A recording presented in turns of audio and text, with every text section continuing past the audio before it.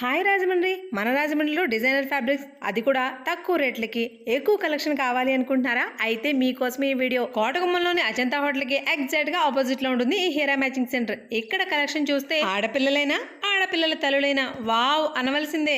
ఎందుకో మీరే చూడండి.